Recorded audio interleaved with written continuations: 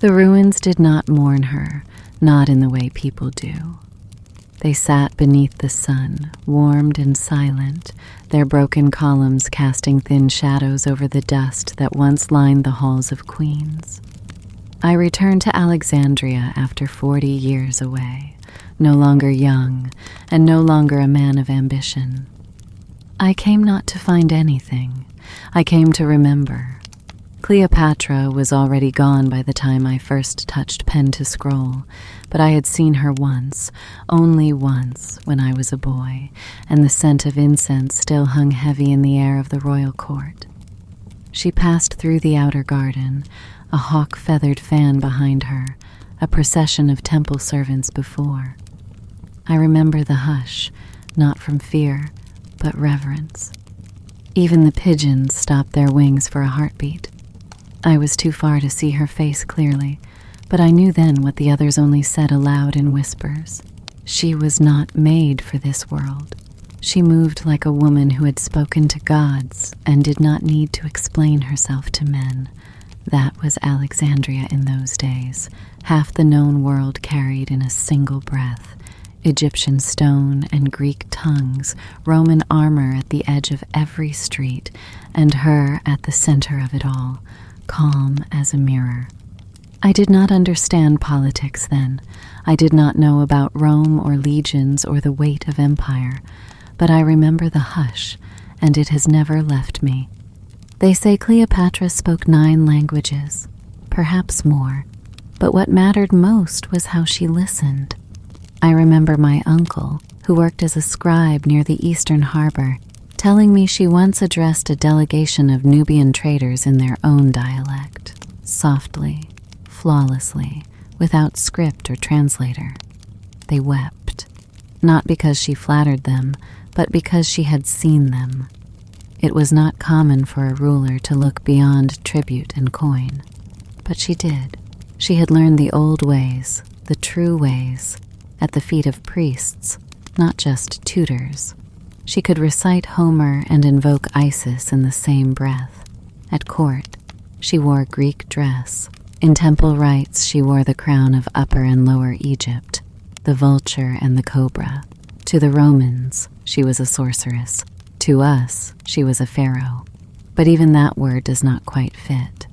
She was the breath between two worlds, walking the line between Nile and marble, papyrus and scroll, throne and altar. I remember how my uncle's voice changed when he spoke of her, not with awe, but with something quieter, gratitude. In her presence, even the most forgotten man felt real.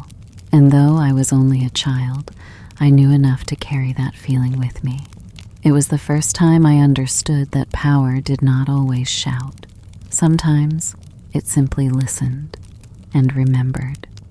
It was not beauty that made her dangerous, though the poets still cling to that lie.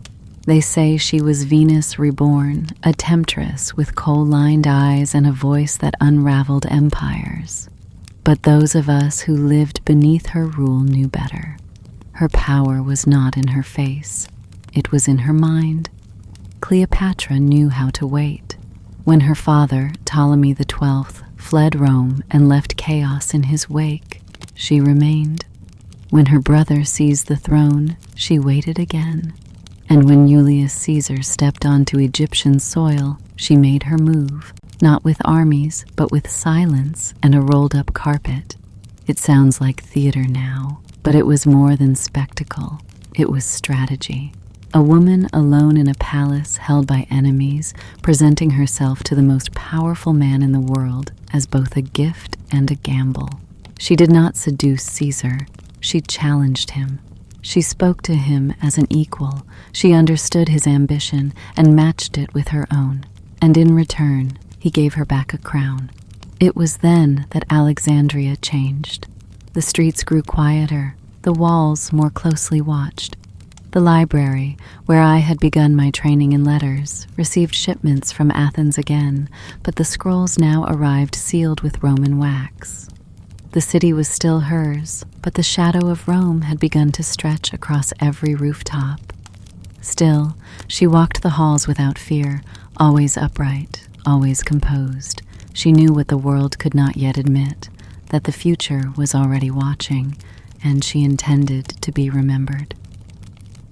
The ships came in the night, red-sailed and heavy with gifts. Alexandria's harbor was restless in those days, so many Roman vessels that the fishermen began to speak Latin in jest. But there was no jest in the palace. I was 15 when Caesar returned to Rome and left Cleopatra in his wake, crowned and carrying his son. Whispers filled the bathhouses and markets, that she had bewitched him, that she ruled through her womb, that she dreamed of a new empire born not in Rome, but on the banks of the Nile. I saw none of that in her. I saw a queen who had returned from exile, who had faced down generals and kin, who now held a child with the blood of two worlds. They called him Caesarion, Little Caesar, but in the palace he was called by another name, the Hope. His mother raised him not with pomp, but with preparation. She brought philosophers from Greece, priests from Memphis, tutors who could recite the stars as easily as the law. I saw him once, just once, standing beside her at a festival for Bastet. He did not wave or smile. He stood like her, quiet, upright, attentive, as though already aware that his every breath would be measured. Even then, she was preparing for absence. She knew how fragile peace was, how quickly Rome turned admiration into suspicion. Yet she walked the colonnades with her chin high, her robes embroidered with gold thread and lotus petals. It was not pride. It was defiance shaped into grace. We all knew then that Caesar's murder in Rome would change everything, but none of us said it aloud. We simply watched the sails in the harbor, counted the coins in the temple jars, and waited for the next storm to arrive. When the word came from Rome that Caesar had fallen, stabbed by those he once called friends, the air in Alexandria thickened like the heat before the flood. There was no mourning in the streets, no public wailing, but a silence that clung to every wall, every corner of the palace. Cleopatra did not retreat. She did not cry before us. She met with her advisors behind closed doors for 3 days, and when she emerged, she wore the crown of Isis and summoned the high priests to the temple of Hathor. Not for ritual, not exactly, but for what I later understood was a message. She entered not as widow, but as queen of a sovereign land, and when she stood beneath the painted ceiling and raised her hands to the gods, she did not ask for protection. She promised loyalty to Egypt, to her people, and to her son. It was the first time many in the city began to believe that Caesarion might truly rule, but Rome does not let go of its stories so easily.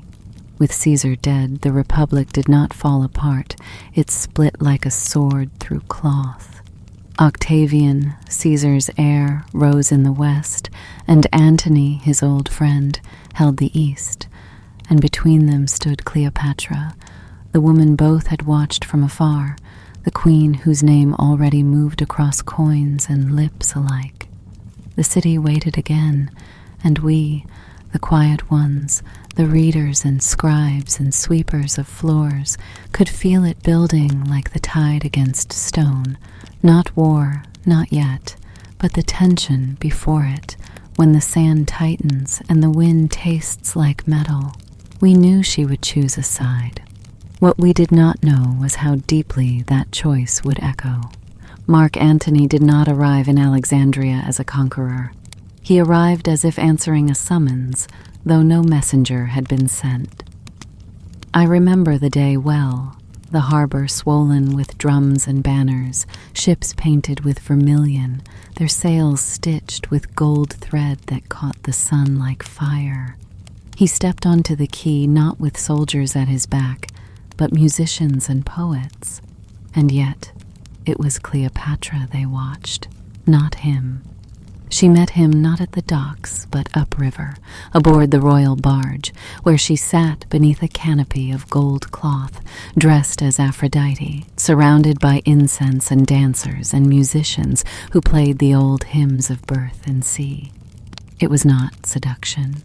It was a ceremony, a claim, a message to the world that the Queen of Egypt would not beg, would not yield, and would never meet a Roman on his terms, but on hers. Antony bowed. That was the beginning. What followed was something the city had never seen. Months of feasting, of poetry in the gardens, of parades that blended Greek drama with Egyptian myth. They called it the inimitable livers, the unmatchable lives. And though the people spoke of extravagance, what I saw was strategy. Cleopatra understood the weight of myth. She knew the stories Rome told itself, and she crafted a new one. With Antony, she was not just queen. She was Isis, mother of kings, and he her Osiris, reborn in strength. She gave him children, twins first, then another son, and she gave him a future drawn not in Roman marble, but in Nile clay. But even as the statues rose and silver coins bore their faces, we in the shadows knew the truth. Rome was watching.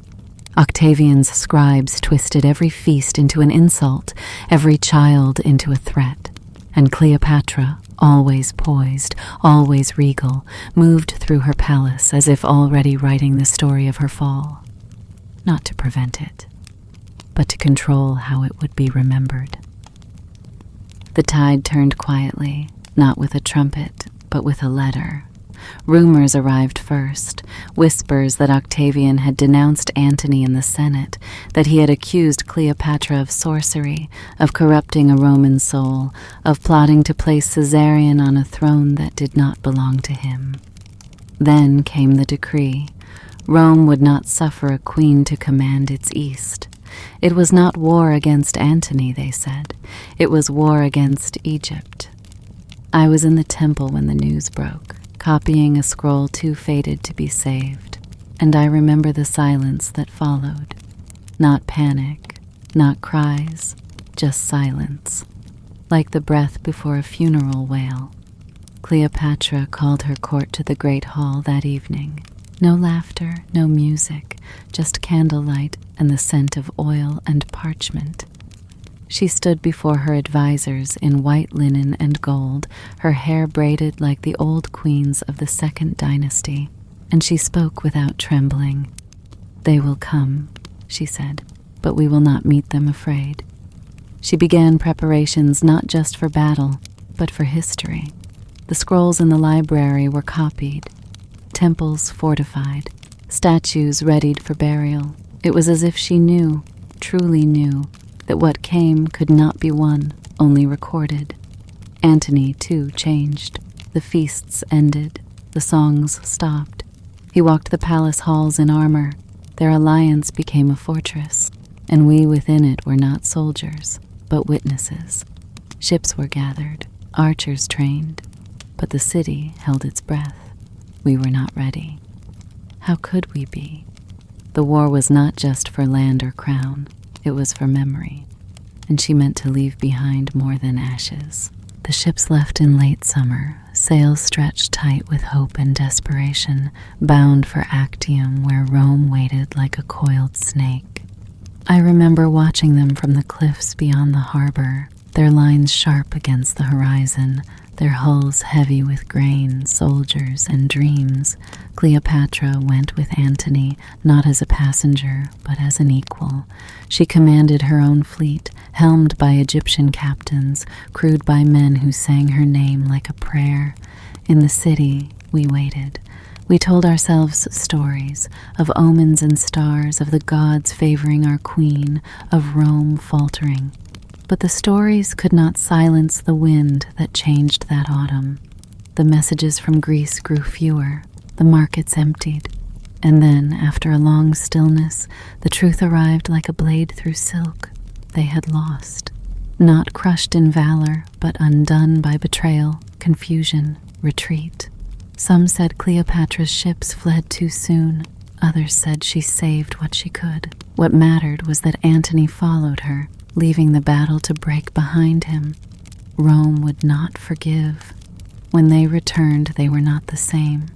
Antony kept to the shadows, his armor rusted at the joints.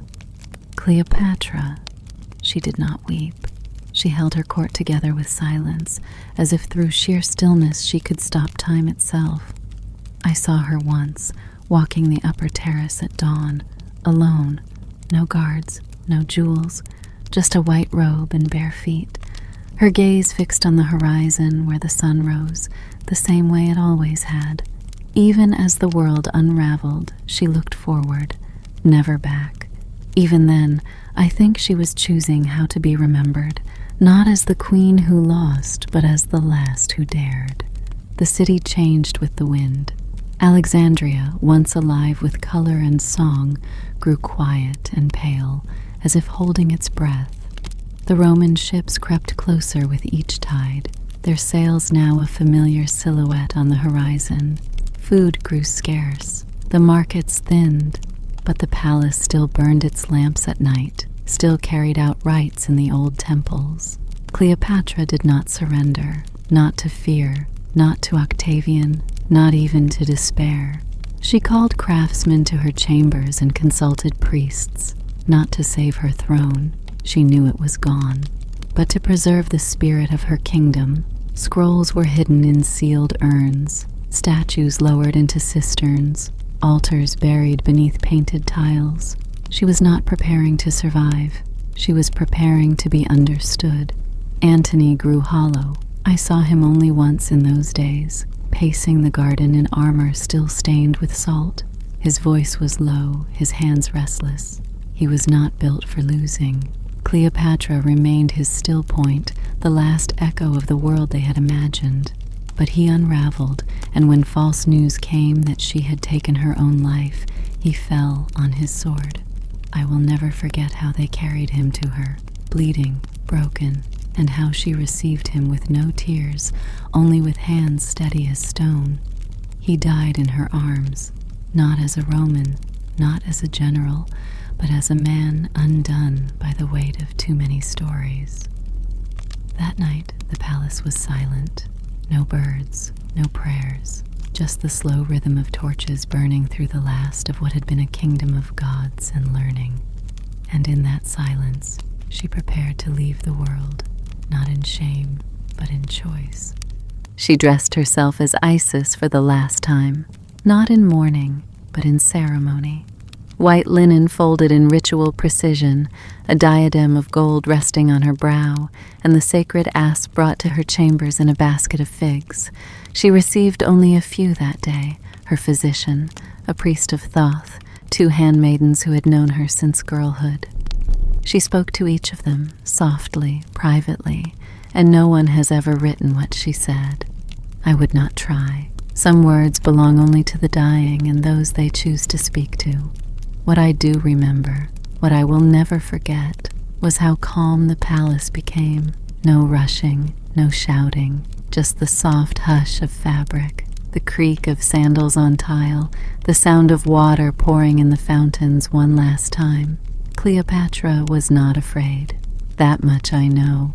She had shaped her death as she had shaped her life, with care, with vision, and with defiance. She would not be paraded through Rome in chains. She would not let her name be weaponized by those who never knew her. She would leave the world as a queen, untouched, her image sealed in gold and silence. When they found her, the asp still coiled at her breast, her handmaiden Iris already gone, Charmian just collapsing to her knees. They said she looked like a statue, perfect, still, immortal. And though Octavian had the city and the treasure and the scrolls, he did not have her, not truly. She had taken herself beyond his reach, and in doing so, passed into memory, not as victim, but as myth, as Egypt, as the last breath of an age that no longer fit inside the world that followed. She dressed herself as Isis for the last time, not in mourning, but in ceremony. white linen folded in ritual precision, a diadem of gold resting on her brow, and the sacred asp brought to her chambers in a basket of figs. She received only a few that day: her physician, a priest of Thoth, 2 handmaidens who had known her since girlhood. She spoke to each of them, softly, privately, and no one has ever written what she said. I would not try. Some words belong only to the dying and those they choose to speak to. What I do remember, what I will never forget, was how calm the palace became. No rushing, no shouting, just the soft hush of fabric, the creak of sandals on tile, the sound of water pouring in the fountains one last time. Cleopatra was not afraid, that much I know. She had shaped her death as she had shaped her life, with care, with vision, and with defiance. She would not be paraded through Rome in chains. She would not let her name be weaponized by those who never knew her. She would leave the world as a queen, untouched, her image sealed in gold and silence. When they found her, the asp still coiled at her breast, her handmaiden Iris already gone, Charmian just collapsing to her knees, they said she looked like a statue, perfect, still, immortal. And though Octavian had the city, and the treasure, and the scrolls, he did not have her, not truly. She had taken herself beyond his reach, and in doing so, passed into memory not as victim, but as myth, as Egypt, as the last breath of an age that no longer fit inside the world that followed. Years passed, and the city forgot how to speak her name. The new temples honored Roman gods, their pillars carved with foreign victories and imperial crests. Children grew who had never seen the queen's barge on the Nile, who believed she had been mad or wicked or a ghost. I grew old among shadows. I stopped writing in the open, stopped speaking of the days when the palace shimmered with perfume and purpose. But memory does not die just because no one speaks it. It waits, quiet and patient, like a seed in dry earth.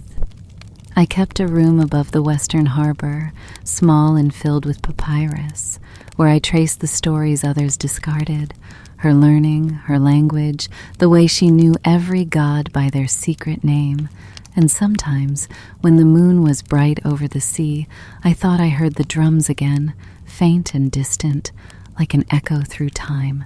There are those who came after me, men with titles and Roman pens, who wrote of her death as if it were an end. But I knew better. Cleopatra never belonged to them. She belonged to the Nile, to the hush of marble steps, to the language of the stars and the shape of the wind. And though they buried her name in stone and silence, I carved it again in memory. Not to worship her, not to defend her, but to tell the truth, that she ruled with mind and will, that she stood before the world with fire in her eyes, and that when the time came, she chose how the story would close. That is what I remember, and memory, like the river, always finds its way back. I do not know where her body rests.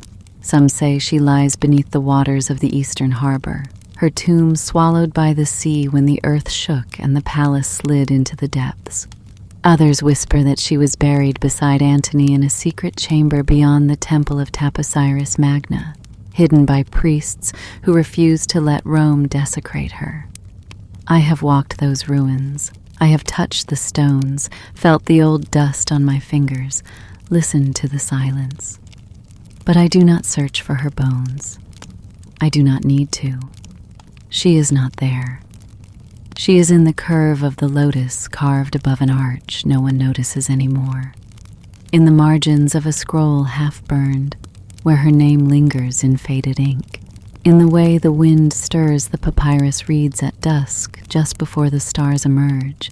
The Romans feared her because they could not possess her, and that fear has echoed through time, shaping the myths that still drape her name: siren, enchantress, destroyer. But those of us who remember know better. We know she was not a tale, but a person, not a shadow, but a mind sharper than the knives that ended Caesar. She did not fall, she stepped away, and in stepping she left the world not empty, but listening, waiting for the truth to return. I have spent my life collecting the pieces, not to build a monument, but to keep the silence from swallowing her whole. And now, as the city forgets again and my hand grows too tired to write, I pass the memory to whoever might find these words. Not to save her. She needs no saving, but to carry the flame a little farther until it finds the next who will remember. The Nile has never changed its course for any king, and yet it remembers. Long after palaces fall and names are worn away by salt and time, the river keeps its rhythm, the same rhythm Cleopatra once knew. I sit by its edge now in the quiet of my final years, far from the city, in a village where the stars still shine without smoke, and the elders speak in voices older than the empire. I no longer write on scrolls. I write in my thoughts, and sometimes in the sand, though the wind takes the words before the sun rises. I see her still, sometimes in dreams, sometimes in the way a bird lifts from the reeds, or a girl walks barefoot along the bank with her head held high. She is not gone, not truly. Her story moves beneath the surface, like a current under still water. The world may forget, but Egypt does not. Egypt remembers in its bones, in its silence, in its breath. When I was a child, I saw her once, and for the rest of my life I chased the shape of that moment, its calm, its certainty, its power. And now that I am old, I know I was never meant to find her again, only to witness and to remember. Not all legacies are carved in stone. Some are carried quietly, like seeds scattered in the wind, waiting for the right season to bloom again. If you have heard this, then you are part of it now. You carry the memory too. That is how she survives, not in tombs, but in those who choose to see her not as myth, but as truth.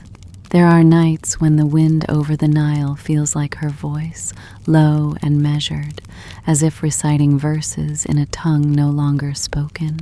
On those nights I lie awake, eyes open to the stars that once guided her ships, and I listen, not for answers, but for presence. It is strange how memory can outlive flesh, how a woman they tried to erase still lingers in the quiet spaces where history refuses to settle. The Romans ruled the world with armies, but they could not rule time. Cleopatra did not win the war, but she won the echo. She understood something Octavian never could, that memory is shaped not by victory, but by meaning, that to live truly, deeply, with clarity and purpose, is itself a form of resistance. The scholars who came after me, those who speak her name in curiosity or scorn, will dig through coins and statues and broken scrolls looking for the woman behind the myth. But I have no need for that. I knew the air she walked through. I saw the light in the streets when her barge returned. I felt the hush of a city that believed it was being led by something more than royal blood. What I carry cannot be archived. It can only be passed on quietly like an ember cupped in the hand, and I pass it now as I feel the river's rhythm slow in my blood, knowing that all I have left to give is the truth that once stood beneath a crown, not flawless, not perfect, but real, and that is more than any empire has ever left behind. I sometimes wonder if she knew this would be her fate, not just the ending, but the reshaping, that the world would take her choices, her silence, her final gesture, and turn it all into theater. They would forget the letters she wrote in 7 languages, the laws she reformed, the famine she eased with grain from her own reserves. They would forget that she ruled not through seduction, but through strategy, through alliance, through learning so deep it unnerved even the sharpest Roman minds. They would remember only the asp, the veil, the jewels. But she knew, I think, She knew that history is not preserved in full, only in fragments, that those fragments would be twisted, softened, gilded for stories not her own. And yet she ruled anyway. She loved anyway. She hoped, even when hope was a luxury. That is what makes her great, not the grandeur of her death, but the courage of her life. I have carried that understanding longer than I've carried my own name. And in these last days, when my legs no longer carry me to the riverside, when I sit in the shade and watch the sky change, I think of her not as a queen or a legend, but as a presence, a mind that moved through time with grace and fire. Let the monuments crumble, let the coins rust and the scrolls decay. As long as one voice remembers her for what she truly was, she is not lost. I am that voice now, but soon someone else must become it, because she was never meant to be forgotten. She was meant to be found, again and again. It is strange how quiet the world becomes when one has nothing left to prove. I no longer speak her name aloud, not because I fear it, but because it feels sacred now, like a temple long buried, too old to touch with careless hands. I have watched the world change around me, watched Rome press its marble across every shore, watched the old gods recede into the folds of memory. But even as time carries away the noise and pride of empires, her story remains low, steady, like a heartbeat in the earth, not because of what she owned or whom she loved, but because of how she endured. She stood at the edge of a world collapsing and held her ground with eyes open. No denial, no delusion, only choice. She ruled until the last moment, and when they came to take her crown, she left them with nothing but silence and the echo of her will. That silence is not empty. It is filled with the weight of her knowing, the depth of her sacrifice, and the quiet triumph of a life lived on her own terms. That silence is what I have carried all these years. I will not be remembered. My name will fade with the next generation. But if the silence remains, if it stirs in the breath of another who walks where she once walked, then that is enough. Not all stories must be loud to survive. Some live in whispers, and some, like hers, become the breath beneath the wind. I dream more often now. In sleep, the years fold away like linen, and I walk once more through the library's great hall, where the columns stretch like tree trunks into the vaulted blue. The scrolls are whole again, the lamps are lit, and the air smells of ink and oil. She is there sometimes, not always as I saw her in life, but younger, laughing, a girl with a lioness's gaze and a scholar's hunger. Other nights, she is older, seated beside the reflecting pool, her fingers tracing the ripples as if divining futures from water. In these dreams, no one speaks. There is no need. The silence holds everything: memory, reverence, the grief of things lost, and the beauty of things preserved. I wake with the taste of copper on my tongue and the press of time heavy on my chest, but I am not saddened. These dreams are not ghosts, they are gifts. The soul, I believe, keeps what matters most. And for me, it is not the battles or the politics, not even her death. It is the shape of her presence, the way the world shifted when she entered a room, how the stones themselves seemed to know she was near. That presence cannot die. It is carried generation by generation, hidden sometimes, misunderstood often, but always alive, just beneath the surface. Perhaps that is what she intended all along, not to be adored, not even to be defended, but to remain, a quiet force moving through time, waiting for those with eyes clear enough to see and hearts still enough to feel. I have been one such heart. Soon it will be someone else. Today, the sun rose over the Nile the same way it did when I was a boy, though the world it touches has changed beyond knowing. The fishermen cast their nets as they always have, and the river birds circle overhead, crying to the morning. I sit beneath the same sycamore that shaded me when I first began to write her story in my thoughts, and I feel no fear in the coming dusk of my own life. I have done what I could. I have remembered. And in remembering, I have kept a fire alive that no storm has managed to extinguish. Cleopatra lives not in the ruins or in the tombs that men still search for in vain, but in the moments when truth stirs beneath myth. She lives in the recognition that strength and softness are not enemies, that intellect can rule as surely as iron, and that dignity can be its own kind of defiance. She was not perfect, no ruler is, but she was real, and she was rare. And though Rome claimed her crown and buried her name beneath centuries of conquest, they never truly possessed her.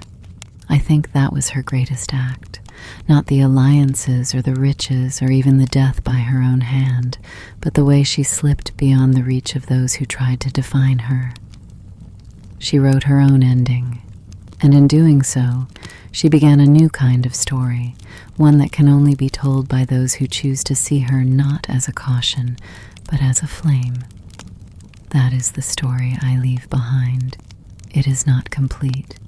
It was never meant to be, but it waits now, like the Nile at dawn, for someone to come and listen.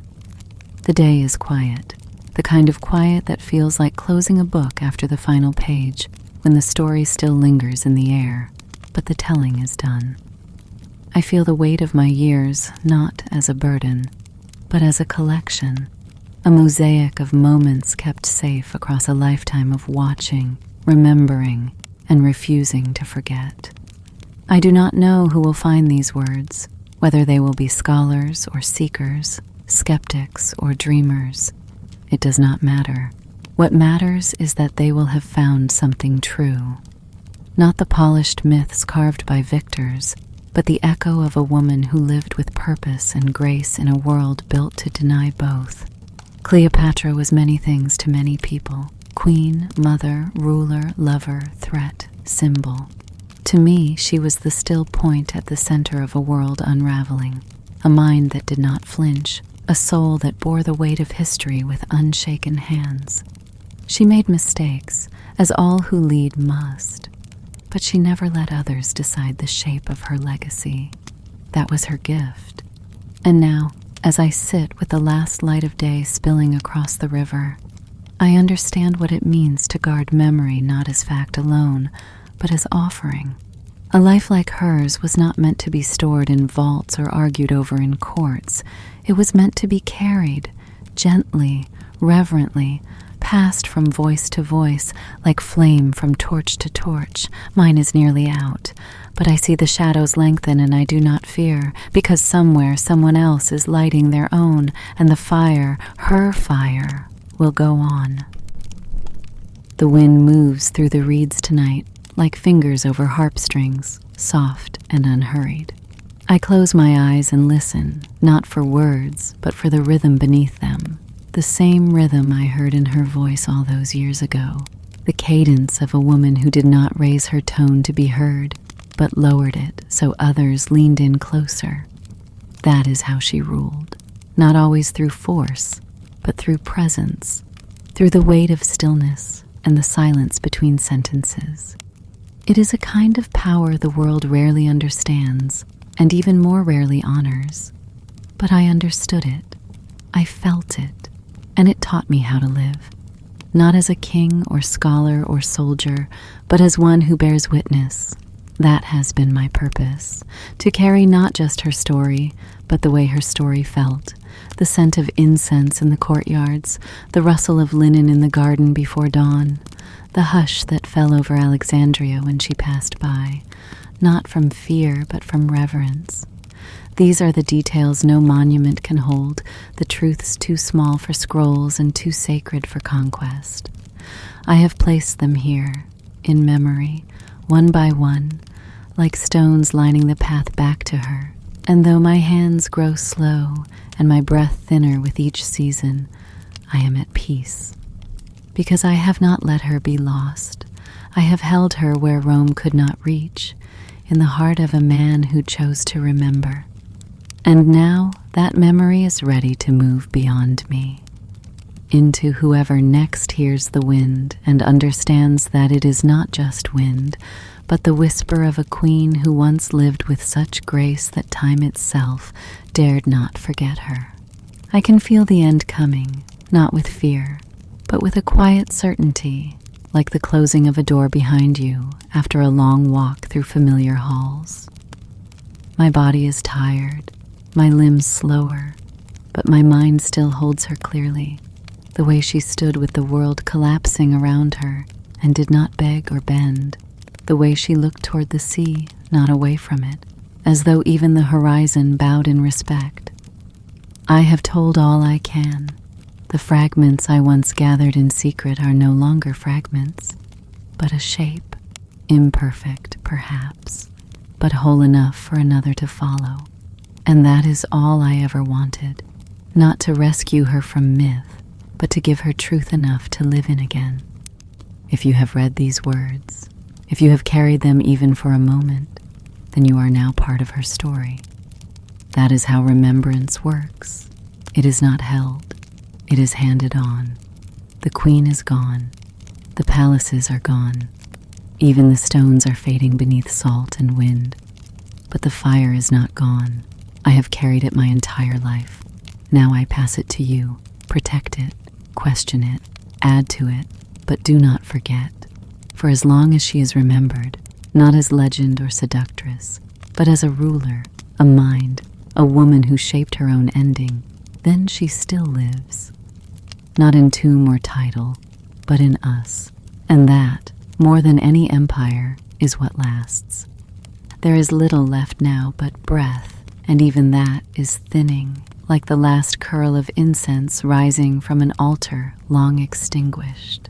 I feel no sorrow, only a calm that comes when the work is done, and all that remains is stillness. Outside, the Nile glides past in silence, the same as it always has, as it did in her time, as it will long after mine. I wonder if she knew her name would one day be whispered in 1,000 tongues, twisted and retold, her face etched onto silver and painted onto screens. I wonder if she would have smiled, knowing that even when buried in myth, she would remain. But more than that, I hope she would know this, that someone remembered the truth, that someone, unseen and unimportant, chose to gather her story like fragments of pottery and piece it back together, not perfectly, but with love. I am that someone. And now, I leave this to the next, whoever they may be. Perhaps they are already listening, even now, as the sun lowers behind the western hills and the river begins to hum its nightly hymn. Perhaps you are that listener. If so, carry her carefully. Speak of her not as a figure of scandal or sorrow, but as a queen who ruled in a world that feared her power and still rose to meet it. Speak of her not as a ruin, but as a flame, quiet, sovereign, enduring. I close my eyes now, and in the dark I see her again, standing on the palace terrace, hair braided in gold, eyes fixed on the sea, a world of light behind her. That is how I will go. That is how I will remember. The night has deepened, and I feel myself slipping into it like a boat released from its mooring, drifting gently down the current. My breath comes softly now, not out of effort, but out of peace. I do not fight the dark. It is not emptiness that waits beyond this moment. It is return. Return to the water, to the dust, to the wind that once stirred the silks in her chamber and carried the sound of her footsteps through marble halls. I imagine those halls now, not as ruins, but restored in memory, the lotus-carved columns upright, the painted ceilings vivid with stars, the laughter of courtiers echoing between gardens blooming with myrrh and fig. She is there too, not in sorrow, not in triumph, but simply as herself, walking slowly through the past, her eyes soft, no longer watched, no longer weighed. This perhaps is what she desired most in the end. Not immortality, not reverence, but to be seen truly, beyond title, beyond fear, beyond myth. And I have seen her. I have held her image in my mind all these years, not to own it, but to honor it. Now, as my thoughts begin to fade like the final embers of a long-tended fire, I leave you with this. Cleopatra was not the end of something. She was the last clear voice before the silence, the last sovereign light before the long shadow of empire. And if you carry that light, even quietly, even briefly, then you too become part of her legacy. I go to the dark now, not as a man who has lost, but as one who has given all he could to memory. May it be enough. The silence now is complete, not empty, but full, as though the world has drawn its breath and holds it still. I feel nothing and everything, weightless, yet filled with the warmth of all I have carried. If these words remain, they are no longer mine. They belong to time, to the hush that follows truth, to the spaces where memory outlives the one who remembers. Let them rest where they fall. Let them be found by hands not yet born, by eyes that seek not gold or glory, but understanding. For in the end, it is not the monuments or scrolls that endure. It is the feeling one life leaves upon another. She left such a mark on mine, not through command or conquest, but through the way she held herself in a world built to unmake her. She moved through betrayal, war, and death, and still chose beauty, still chose presence, still chose to leave not ruin, but wonder. I do not know what comes after this moment. I do not need to. I have given all that was asked of me, and now the current carries me onward, where my name will drift into the quiet and be lost. But hers will rise again, as it always does, like the river, like the sun, like the breath that stirs when the world begins to listen. If you are listening now, then she lives. That is all that matters.